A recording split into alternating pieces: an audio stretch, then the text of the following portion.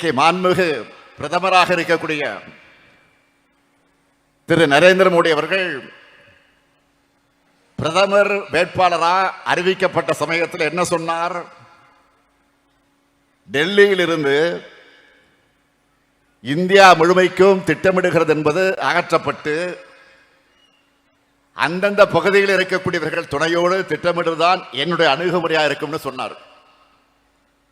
நான் கேட்கிறேன், மாண்புமிகு பிரதமர் மோடி அவர்களே, ஒரு காலத்தில் குஜராத் மாநிலத்தினுடைய முதலமைச்சராக இருந்த மாண்புமிகு பிரதமர் மோடி அவர்களே, கடந்த 10 ஆண்டு காலத்தில் இங்க சொன்னபடி மாநிலங்கள்கிட்ட நடந்துகிட்டு இருக்கீங்களா? இல்லையே.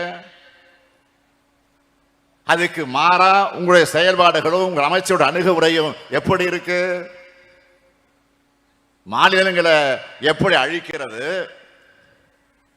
எப்படி ஒழிக்கிறது, மாநில உரிமைகளை எப்படி பறிக்கிறது, எப்படி சிதைக்கிறதுன்னு சர்வாதிகார எண்ணமா தான் இருக்கு. நான் பிரதமரான மாநிலங்களுக்கு முக்கியத்துவம் தருவேன்னு சொன்னீங்களே, அப்படி மாநிலங்களுக்கு முக்கியத்துவம் கொடுத்து கூட்டாட்சி ஜனநாயகத்துக்கு மதிப்பளிச்சு நீங்க செயல்படுத்தின செயல்கள் என்ன?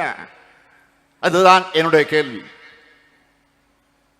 பிரதமராகும் போது நீங்க சொன்னது மறுபடியும் உங்களுக்கு நான் நினைவுபடுத்த விரும்புகிறேன்.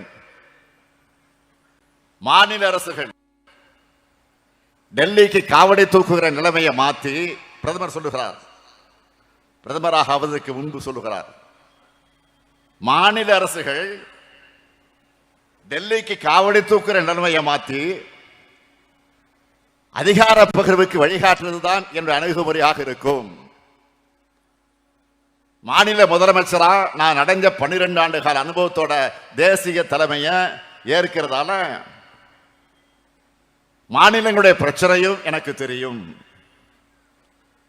ஒன்றிய அரசோட முக்கியத்துவம் எனக்கு புரியும்னு சொன்னீங்களே, சொன்னபடி நடந்துக்கிட்டீங்களா? வரி விதிப்பதில் மாநிலங்களுக்கு உரிமை உண்டா?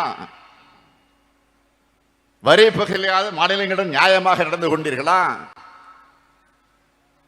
திட்டங்கள் அறிவிக்கிறது, செயல்படுத்துவது, இதுலையாவது மாநிலங்களை பாரபட்சம் இல்லாமல் நடத்துறீங்களா? இல்லையே. கூட்டாட்சி தத்துவத்தை ஆதரிக்கிற நீங்க அப்படின்னு சொன்னீங்களே, அதுக்கு ஒரு சாட்சியத்தையாவது உங்களால் காட்ட முடியுமா? பிரச்சனை வரும்போது மாநில முதலமைச்சர்கள் அழைச்சு என்னைக்காவது நீங்க பேசியிருக்கீங்களா? ஆலோசனை நடத்தி இருக்கீங்களா? எதுவும் இல்லையே. அது மட்டுமல்ல, இன்னும் சொன்னீங்க, ஒன்றியத்தில் ஆட்சிக்கு வந்த பிறகு மாற்று கட்சிகள் ஆட்சி பொறுப்பில் இருக்கிற மாநில அரசுகளை பழி வாங்க மாட்டேன், எந்த வகையிலும் மாநில அரசுகள் பழிவாங்கப்படாதுன்னு உறுதியளிக்கிறேன். என்னதான் அரசியல் வேறுபாடுகள் இருந்தாலும் ஒன்றிய மாநில உறவு சீர்குலைய இடம் தர மாட்டேன்னு பிரதமர் மோடி அவர்கள் சொன்னார்கள். எதிர்கட்சிகள் ஆளக்கூடிய மாநிலங்களை பழிவாங்கிறது மட்டுமே, பழிவாங்கக்கூடிய அரசியலை மட்டுமே நடத்திக்கிட்டு இருக்கீங்க என்பதற்கு எத்தனை ஆதாரங்களை இப்ப என்னால சொல்ல முடியும். இப்போ கூட எங்களுடைய தமிழ்நாட்டு ஆசிரியர்கள் மற்றும் மாணவர்களுக்கான 2151 கோடி ரூபாய் நிதியை கொடுக்காம பழிவாங்குற அரசியலை தான் நடத்திட்டு இருக்கீங்க. மாண்புமிகு பிரதமர் மோடி அவர்களே, இன்னும் இருக்கு. கடந்த 6/12/2012 அன்று குஜராத் மாநிலத்தினுடைய முதலமைச்சராக இருந்தப்போ சொன்னது ஞாபகம் இருக்கா? குஜராத் மக்கள் 60,000 கோடியை டெல்லிக்கு அனுப்புறாங்க, ஆனா அங்கிருந்து திரும்ப வர்றது மிக குறைவு, மிக மிக குறைவு. குஜராத் என்ன பிச்சைக்காரர்கள் மாநிலம்னு கேட்டீங்களா? நினைச்சீங்களா? அப்படி கேட்டார? அதே கேள்வி நான் திருப்பி கேட்கிறேன், தமிழ்நாடு என்ன பிச்சைக்கார மாநிலமா? நாங்க உழைச்சி வரிய செலுத்தின படத்துல எங்களுக்கான நிதியை கொடுக்கறதுல உங்களுக்கு என்ன பிரச்சனை? 43 லட்சம் பள்ளிக்கூடங்களோட நலனுக்காக நிதியை விடுவிக்காம மிரட்டுறது நியாயமா? தேசிய கல்விக் கொள்கையை ஏத்துக்கலன்னு தமிழ்நாட்டுக்கு தர வேண்டிய நிதியை தர மறுக்கிறாங்க.